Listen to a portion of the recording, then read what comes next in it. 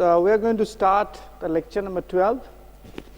And as you know, the first few lectures on thermodynamics, we have already spent quite a bit of time, like lecture number 9, 10, and 11. But we are going to continue some more important aspects because that's very vital for the discussions on properties of nanomaterials later part. And well, in the last lecture, what you have learned? You learned various aspects of thermodynamics of nanomaterial, right? Most importantly, because nano is a reduced scale system, like size of the particles are normally less than 100 nanometers or so. So we have to always talk about effect of size. This will come repeatedly to you, and you should not bother too much because that's what is the thing which makes nanomaterials more important. But as you know, as you decrease the size, you have an effect of curvature, and the curvature affects many things. Curvature affects melting temperature, curvature affects frequency concentration you have seen. Curvature also affects the chemical compositions. If you have an alloy, if you have an alloy or a mixture of two elements or more than two elements, the distribution of the elements in the nanomaterial is severely affected by the curvature, local curvature. And depending on the convex or convex curvature, this can even have serious consequences. Well, then at the end of the lecture, I discussed something about the phase diagrams. How does the phase diagrams are also affected by the size? Phase diagrams are very classic things in material science, right? Because they depict the relationship between temperature and the composition about the presence of different phases or phase mixtures at equilibrium. And that's why actually we need to know about thermodynamics more. You know, we started discussing about the entropy of mixing, enthalpy of mixing, and free energy of mixing in the last lecture. And then I talked about a little bit about a quasi-chemical theory, which is a very popular one that is widely used in the literature. And then I derived various expressions to show you how it's important to know these expressions again and again, because thermodynamics is very vital for any kind of phenomena, any kind of phenomenon or whatever you see in the context of material science. That's very vital, and that's what we need to know about it. And that is what we'll do, is a little bit of recap of that. Then we'll go into the detailed discussion of the phase diagrams, the effect of size on the phase diagrams, how it can be brought about using different thermodynamic analysis. But I would like to tell you a very important thing here. Most of these analyses are mathematical. Obviously, they are more of mathematics and physics together, but mostly mathematical. So therefore, you need to practice it. This derivations, mathematical analogies, and the kind of boundary conditions, constraints, and most importantly, the aspects of the thermodynamical concepts of free energy, chemical potential. You need to refresh and you need to know about it. Obviously, I cannot do justice to those kind of aspects in this course because this course is not meant for purely on thermodynamics. And I do believe most of you have had opportunities in the past to learn about thermodynamics, metallurgical thermodynamics especially, or maybe thermodynamics from chemical point of view, like chemical engineering or chemistry point of view, and you can refresh up a little bit those aspects. And in the course of these lectures, I'll talk about a little bit, and I'll also put various repositories in the course website later on so that you can understand them very well. But what I mean to say is that you need to spend some time on these derivations. And if you face any problems on these aspects, please do raise questions. And these questions will be answered when you talk face to face over online platforms to discuss about some of these things again. Well, so as you know, We started with solutions. Okay, solutions are actually like a liquid solution in solid state, and they are atomistically mixed. That means they are mixed at the level of atoms. They are not like a physical mixture, like a sand and salt. Anyway, whenever you do this kind of atomistic solutions, atomistic, I want to say atomic actually, not atomistic, sorry, atomic solutions, what will happen? The free energy will be severely affected by the entropy of mixing. And free energy will undergo a drastic jump. You can see here drastic jump. That happens because of the entropy of mixing increasing because of the due to the mixture happening at the atomic level. And this we have discussed a lot in our previous few lectures. This is basically the basis for formation of solutions. Why solutions are more stable than the physical mixtures? That's the thing which is basically need something to do with entropy of mixing. Configurational entropy of mixing is drastically increased because of these configurations, empty number compression possible during this formation of solutions. And then we talked about effect of size in the compositions. Effect of size comes actually in terms of curvature actually. So we have derived various expressions, as you know. The first one is that we have derived is this is X equilibrium composition for the particle size of R can be given is equal to X equilibrium composition. Remember, we are writing equilibrium because we are talking about phase diagram things. We are talking about thermodynamic and equilibrium. That's equal to X equilibrium of infinite size particle. That means a flat surface basically without any curvature. Infinite size is that's like a bulk material also. You can think about it. But infinite means it's definitely very large as compared to the nanoparticles. R denotes the radius of the spherical particle. And that's we have seen is that's equal to exponential. Then that's a factor which comes into Q. The gamma is the interfacial energy, V atomic volume, okay, Vm, okay.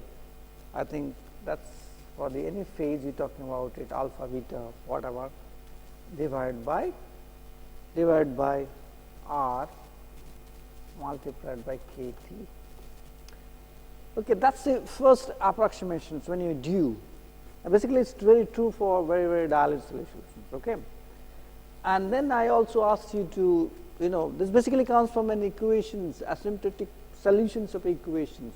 Okay, different conditions you apply on the equations. That's the equation you derive, and you can also have another kind of solution exist where, sorry, this should be X not kappa X equilibrium particles R is equal to what? This is what we have seen in the last lecture. I think you can actually say it. That's equal to X equilibrium infinity exponential twice gamma V atomic volume divided by, okay, X. Okay, this X is basically coming from one of the composition of one of the phases. Like let us suppose this X is composition of beta phase, alpha beta mixture is present. Okay, and then R Kt, and there is another one which is also available, and that's you are going to derive. Okay, it was a part of a home assignment. If you do the math properly, what you will see? You will see X equilibrium R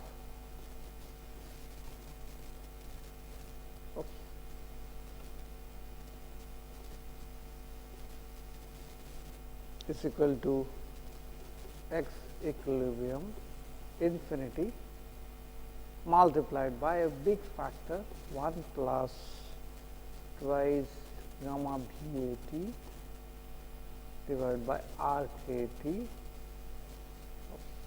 This should be R, right? Not gamma. RKT multiplied by 1 minus x equilibrium infinity divided by x beta minus x equilibrium infinity. That is the most complex one.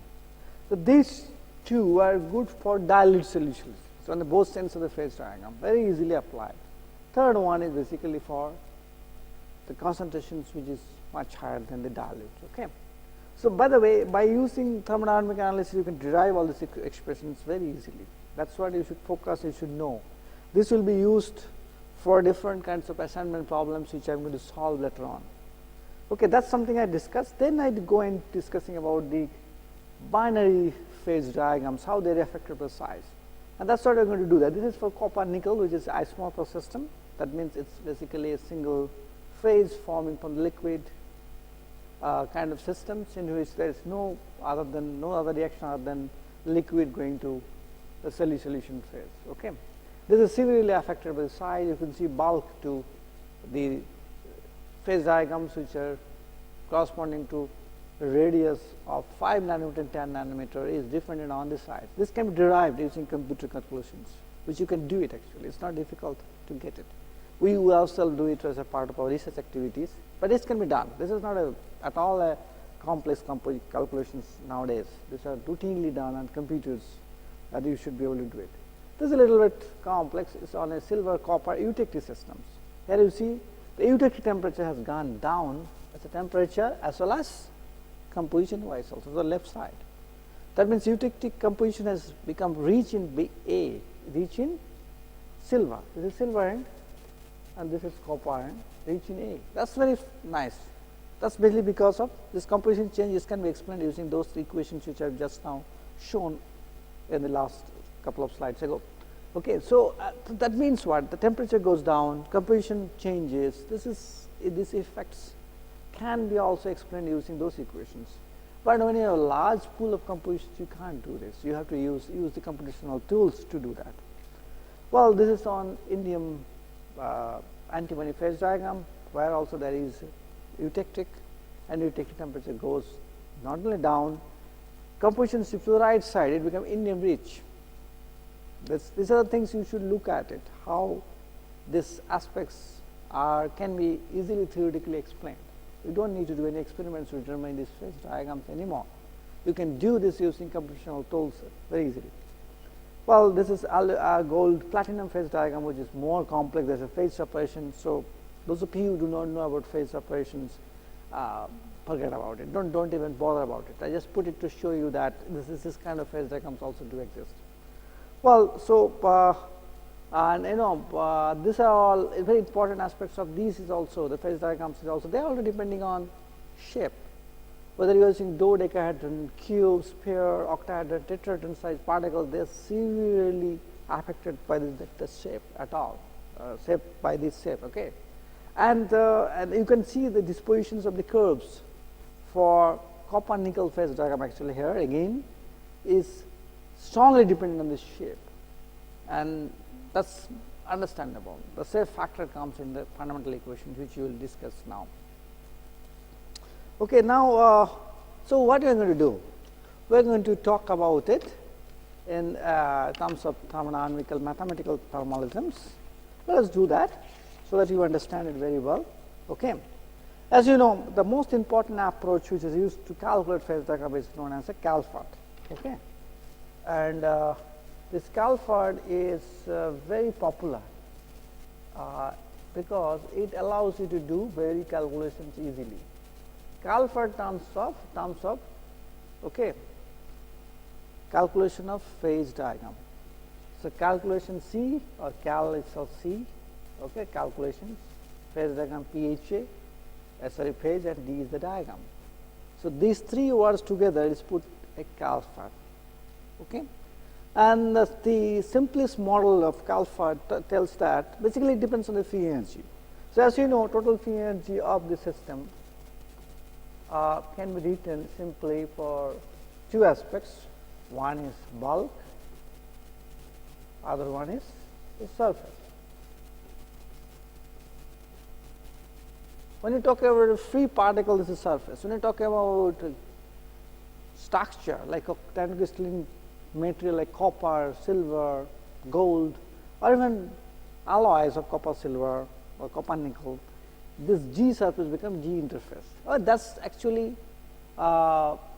similar but not same. Okay, we'll talk about it later. And so that means G total, the total gives free energy to the system now consisting of two parts. One is the bulk, other than the surface.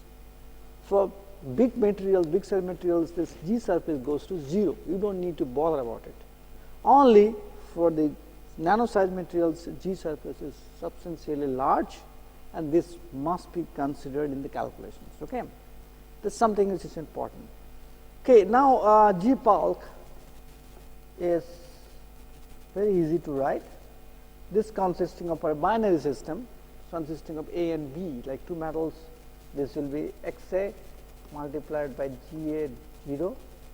That's the part of the P energy of pure A. Ga0 superscript 0 means pure A. When you have pure A, that's the free energy. Now, if you multiply the X-ray, the mole fraction of A in the material, then this becomes the contribution for the pure A. That's basically I have talked about it already. This is nothing but physical mixture free energy. And then Xp Gb0 corresponds to again for the pure B, and because its B is present about Xp mole fractions, so we have multiplying with Xp. So Ga0 is for mole fraction of A1, the Xa equal to 1, but in the alloy you have a Xa mole fraction of A, Xp mole fraction of B. Xp and Xa is equal to 1. Okay, in the alloy, Xa plus Xp is equal to 1 always, because this is a mole fraction, and that concept you have already been talked about it. Okay, so this is the physical mixture. Now, when you have atomically mixed solutions, you have also entropic effect, right? So entropic effect comes in terms of R multiplied by T into Xa log of Xa plus Xp log of Xp. So ln term is basically log term, right? Now with this we have to, this is basically physical mixture, the top two terms, the first two terms on the right side, and then you have entropic, because of configuration entropy of mixing, because of mixing or changing the configuration entropy, you have the second term. And then, but then obviously when you mix two materials together, always mixing will lead to change of volume, change of bond energies. So you need to add that effect. Okay, this doesn't consider that. This only considered the physical mixture plus the entropy change. It doesn't consider bond characteristic change, volume change, because of addition of two elements in a solution. It doesn't consider. You can see that. So this aspect is always added in terms of interaction parameter gamma. Okay, interaction parameter multiplied by Xa into Xp. This we have seen actually in the last lecture, how this can be derived. And this gamma, this term, the what is called, this one is interaction term. This term is written like Z N A corresponding to Avogadro number, Z corresponding to the coordination number, like FCC is 12, ACP is 12, BCC is 8, simple cubic it is 8. Okay, so that's the coordination number. Na is the Avogadro number because that's per mole basis. And then you have seen this term EAB minus EA plus EBB by 2. That's the bond energy term. Correct. In addition, we also need to know, so that's the G bulk, right? So what about G surface?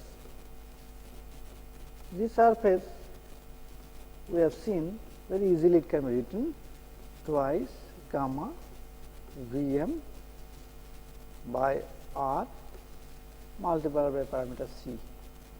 Okay, here gamma is the surface energy, Vm is the molar volume, R is the size of spherical particle, this is in terms of the radius of the spherical particle, and the C is basically a constant and it depends on size. Sorry, it depends on the shape. I'm sorry, it's not size, it depends on the shape. Size is already considered. So that means a constant which is basically related to shape. Just now we show some phase diagram based on this shapes, right? So this is the aspect must be built in. So therefore, you know the G bulk, you know the G surface very easily, right? That's nothing you need to do. For a binary system AB, this parameter is known. What is that parameter? This parameter is known because you know the bond energy differences, right? You know the coordination number, you know the crystal structure and the coordination number, and you also know the Avogadro number. So you know this parameter very easily. GA0 is known. This is for the pure A. GB0 is also known. Gamma is something which may not be known, but you can calculate theoretically, or you can actually measure experimentally. Molar volume easily. If you know the density, you know the molar mass. Molar mass divided by density is a molar volume. C is a constant which will depend on the shape that can be tabulated. So now you can actually use these equations and find the total G as a function of R, as a function of size, right? Well, you also need few more things. You also need this one, the molar volume of the alloy. When you are mixing two elements together, this will also depend on XA, BMA plus XB, BMB, where BMA is the molar volume of pure A, BMB is molar volume of pure B, and XA and XB are the mole fractions, right? Well, and sometimes people do consider, but that's we're going to deal it much later, not now. Okay, you know, the gamma, the surface energy is also dependent on XA and XB. So you can consider, but for the simple things which you were talking about is a simple model, right? The CALPHAD is a simple model, and the simple model doesn't need complex things. This is the complex thing actually, okay? Fine. So therefore, this whole thing I can then minimize G total. So the finally what is done? You have to minimize G total and as a function of R. So once you get it, then you get the phase diagram. The minimization gives you at a particular temperature values of X and XP. That's what a phase diagram needs.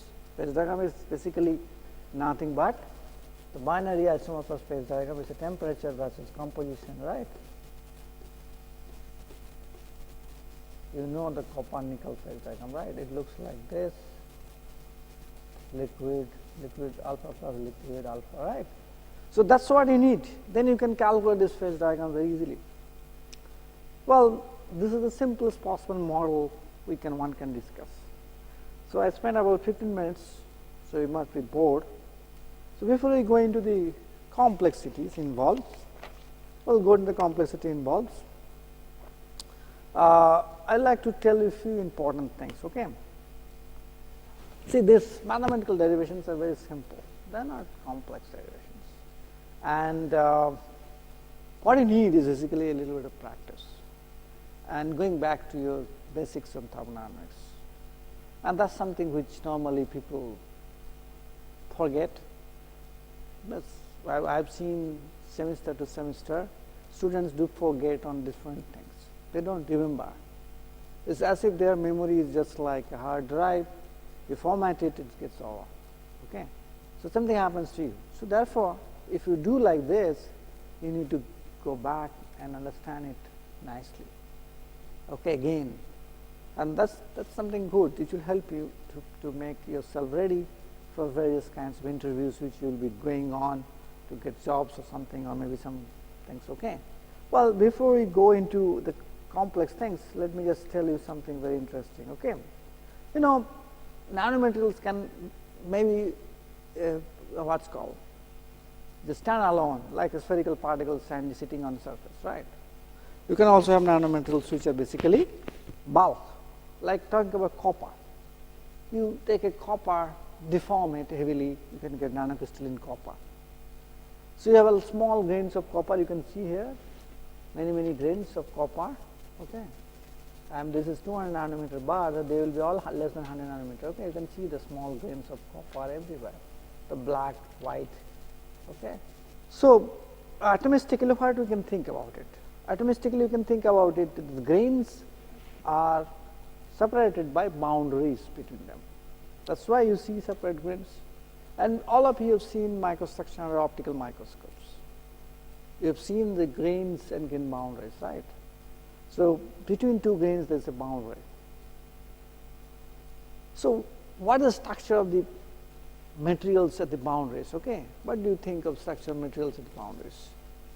Well, people have, thought about it many times, and scientists have come across that, grain bound is basically consisting of atomic configuration which are haphazard, which are not periodic, which are random basically. Obviously, it cannot be purely random the way you think about it, but there is a randomness exists in the grain boundaries. Okay, and you can see that there is a completely disorder arrangement of the atoms at the boundaries, which is shown by the kind of spheres which are unfilled, and in the grains the field squares are shown, and the black or field square you can see these squares actually nicely arranged in the grains. You can see in this grain they are arranged very periodically. Okay, you can also see that they are arranged very nicely within this. Okay,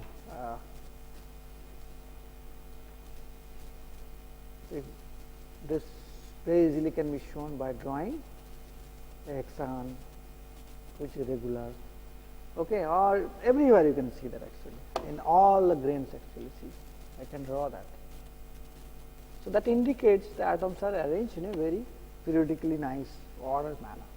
But on the grain boundaries, between the two grains there are boundaries, you can see that these are shown by the unfilled circles, and these are actually not arranged like that. You cannot draw such a kind of nice hexagons by using the atom standards. Here, you cannot. So that means what? Owing to this disordered atomic arrangements, grain boundary exists in a relatively high energetic state.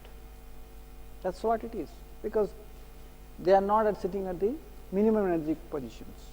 They are at a high energy position. So therefore, energetically they are at a high energetically states, and these add up to the total energy. Obviously, right? If they are random, they are not at the ground state, then they add up to the energy state. Think about yourself.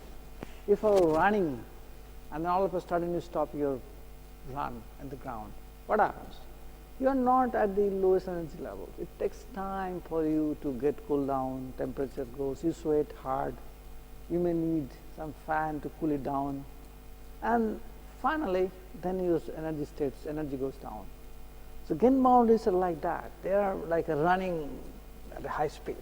The atoms are not. They're trying to find out good neighbors, good friends around it, so that they can relax. They can feel relaxed. So the atoms are actually completely unrelaxed state. That's why they have a high energetic states. Okay. So therefore, nanomaterials, nanocrystalline grains materials actually have a relatively strong tendency to reduce the total grain boundary areas, because that's what is the energy is coming from, consuming that. So in order to do that, so they will always try to increase the grain size. So once they increase the grain size, they will not remain in the nanocrystalline regime.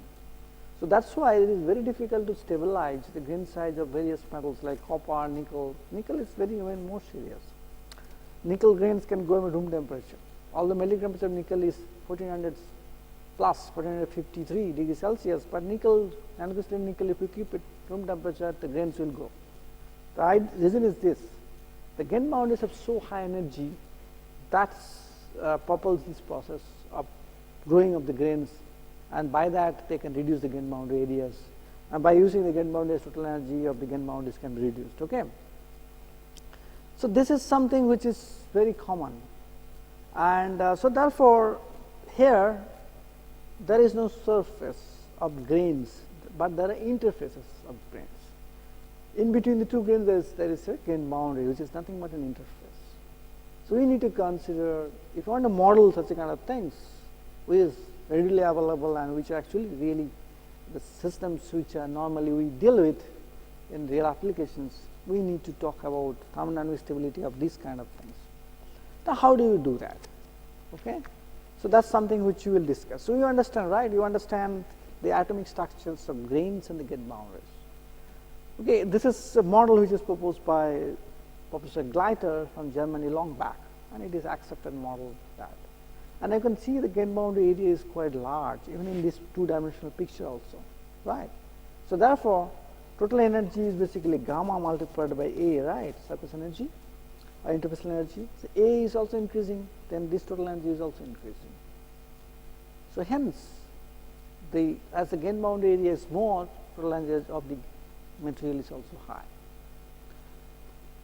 Well, so therefore we need to deal the problem a little bit differently, but we will do it. So I will go back. So here we didn't talk about everything like that. We talked about a very simple thing: the standard particle, surface energy. That's all.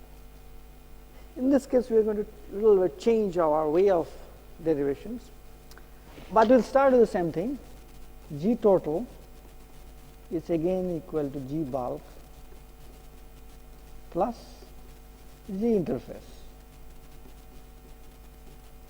It's no longer surface because we are talking about gain boundaries between the grains. So this is an interface between the two grains.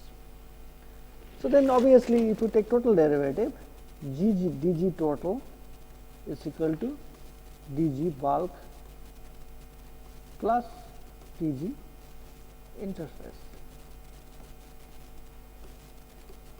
Right, that's easily can be done. And you know that in dg for an alloy is, you have done that actually, V dp minus S dt plus summation of chemical potential dni. I can be any number, okay, 1, 2, 3. We normally deal with two component systems, so I will be 2, A and B. Okay, so I can go from 1 to n, right? This is something we have seen, we have derived. For pure materials, this mu I dni term goes to 0 because dni is 0. Pure water, there is no dni because this is ni is equal to 1, so dni is 0. So that case is basically V dp minus S dt. Please go back to my earlier lectures. We have discussed this about a lot. Now I can write down then dg bulk. Okay, what? You can write down dg bulk very easily. How can do that? Okay, that's equal to V bulk dp minus S bulk dt plus this one. I am going to, not going to write I and n. That's, you can always do that. Always mu I bulk. Remember, we have already derived mu bulk and mu surface, right? We have already done that in the last or maybe last to last lecture. Correct? So this is something which you understand. This is for the bulk, right? So what about the interface? Here interface is gain boundary. So dg interface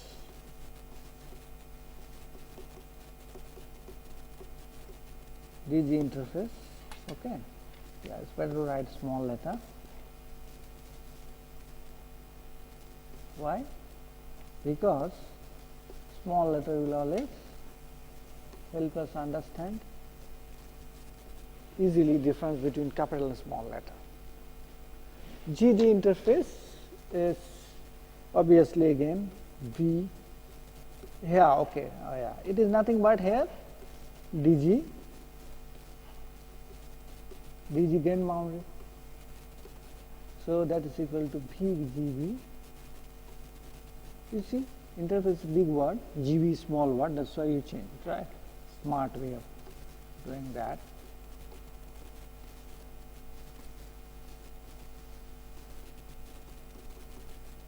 I equal to 1 to a mu I GB Tni. That's my equation number 3, right? Well, that's not the correct equation, right?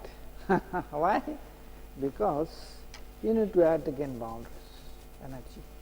So that means you have to write gamma into dA gain boundary. Gamma is the gain boundary energy.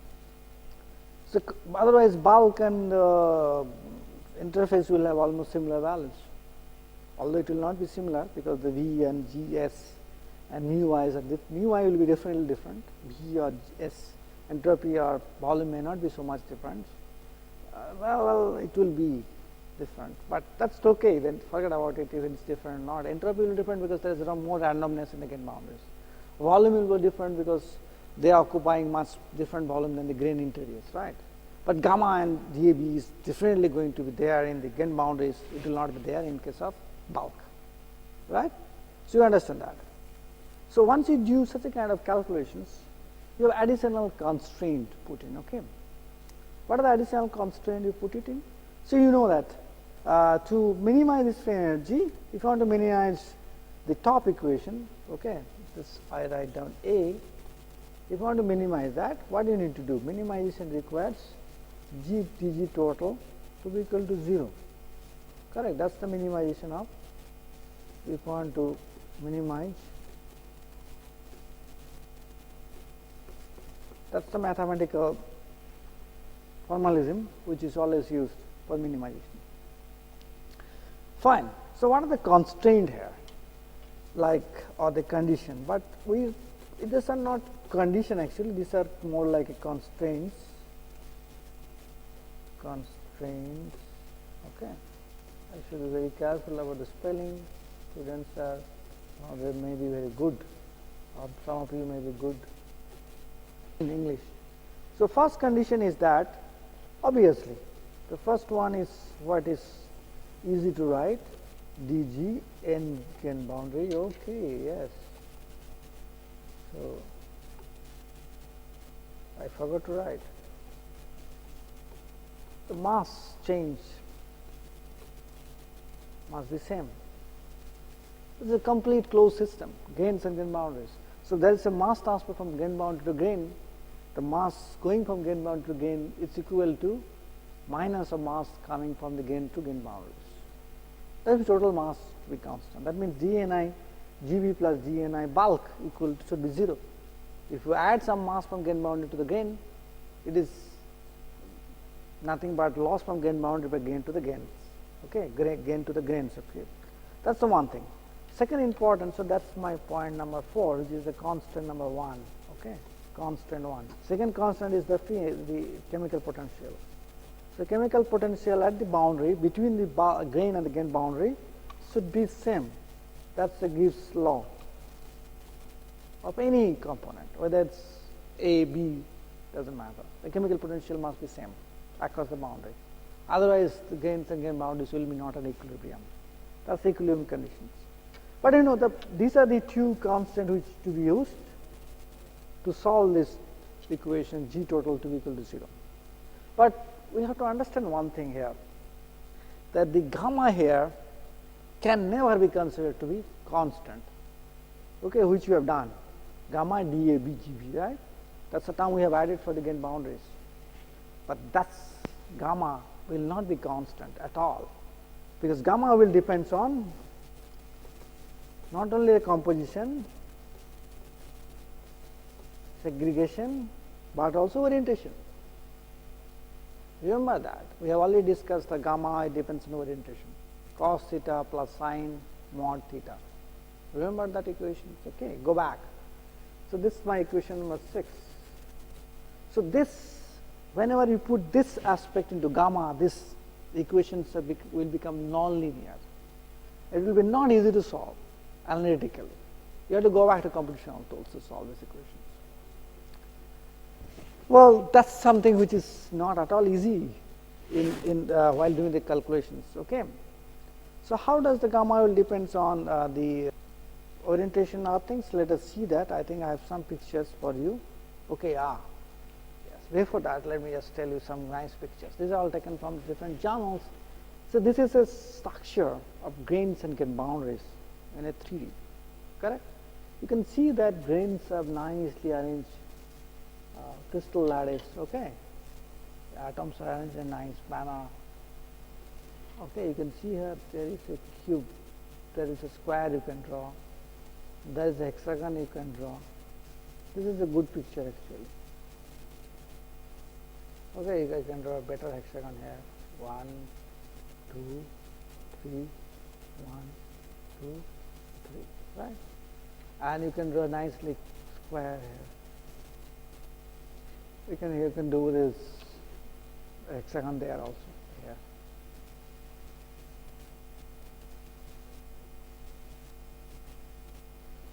But on the gain boundaries, atoms are haphazard. This is a 3D picture actually. How does it look like? Taken from a very interesting paper, which is given here. So this is structure. So that means this interface has a lot of energy. Okay, and equilibrium depends on the chemical potential equality of any component, correct? And it is shown in a much nicer view here. You can see very clearly how the grain and gain boundary structures looks like. And nanocrystalline material, this structure is very important. This structure is having a large surface area, large gain boundary area, so that's why this energy is pretty high. Well, so how does this gain boundaries and gain energy will depends on orientations? That's what it is. This is see gamma as a function of misorientation angle. And on the left side, and you can see that there are dips, okay, like orientation of 1, 1, 2, 1, 2, 2, and 3, 1, 1 have dips. Most important dip is at 1, 1, 1 that we have discussed. 1, 1, 1 is the closest back plane in FCC structure. That's why this comes at 64 point some angle, some degree, 60.58 or something angle. Sorry, 60.58 angle, theta, okay, misorientation, and this is the lowest energy. Everything else has different energy. So therefore, depending on this crystallographic orientation, that's what I showed you this picture. Okay, depending on the crystallographic orientation of the grains, this gain boundary energy will change, right? Once you have seen here somewhere you have square and hexagon, so therefore orientations are different, and the boundary, the things will be different from both sides. So this will change the energetics of the system, right? So similarly, you can also have chemistry dependent, like a lead and tin. Gamma will also depends on how in a lead and tin alloy, how lead and tin is present in the material amount. Suppose in a grain, if you have a lead and tin concentration, something like about say 50-50, you will have one kind of gamma value, then you have a 60-40 or 70-30. Okay, that's something will change the gamma quite drastically. So in a nutshell, what is important here? Now I will go back to my derivation here. So I can no longer ignore gamma as a function of xa, xp, and theta. This is not possible anymore. You must, you must not forget that gamma is a very serious function of this, and the dependence is so much that you can no longer ignore that. Correct? Well, that's something which you have probably understood. But how to deal with it? How you can deal such a kind of aspects? So in next couple of next 4 or 5 minutes, I'm going to tell you the scheme of dealing with it, but detailed discussion I'll do in the next lecture, as a lecture number 13. Okay. Well, so how it is done?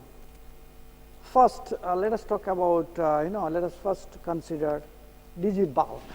Okay, this equation. Remember that dg bulk is equal to b bulk dp minus dp minus s bulk dt plus integration of mu y bulk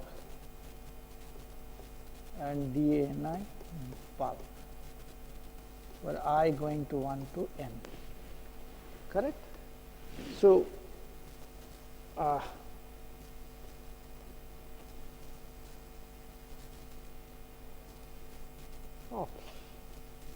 come on, there are so many availability of colors in this, correct, still color is different. Okay, anyway, it doesn't matter. So, that is the okay. So, at constant pressure and temperature, at constant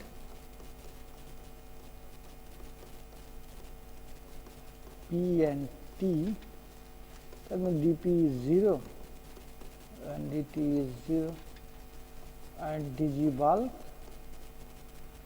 is equal to summation of mu I bulk dni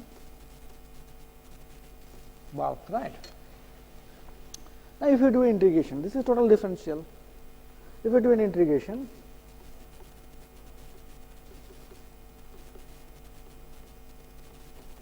what do you get? dg bulk at constant pressure and temperature is equal to summation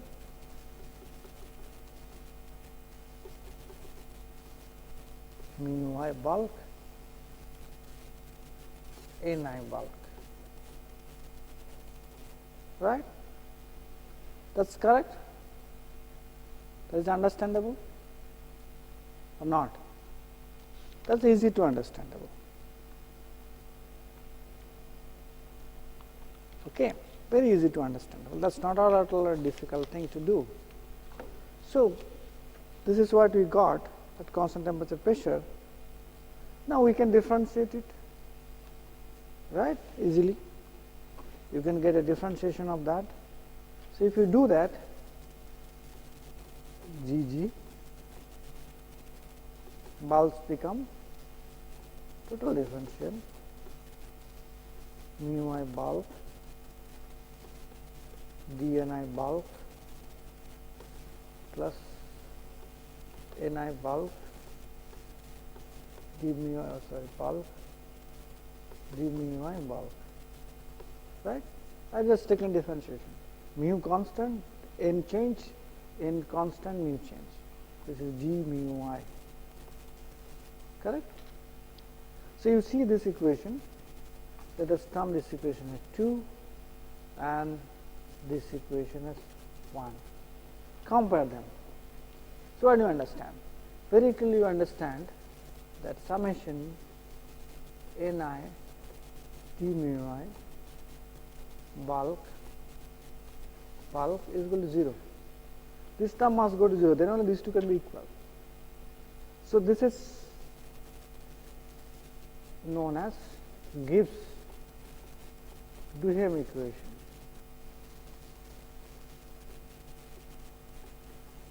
In the literature. For nanocrystalline materials, obviously, this will, or rather boundaries actually, you have to see, we have to have some other terms also there. So, boundaries we have seen dg can boundary at constant temperature pressure, okay. That is condition we always use, right, because when you are doing experiment, you are doing at 1 atmospheric pressure and constant temperature. So, you can always assume this. This is the correct assumption. So, that is become mu I Gb dni Gb plus gamma Ta, correct. So, if you do this maths again, integration and all these kinds of things, whatever we did in the last slide, correct. So, what will get? The same Gibbs Duhem equation will become a little modified. So, therefore, I can write down ni Gb d mu I Gb plus a t gamma to be 0. That is the Gibbs Duhem equation.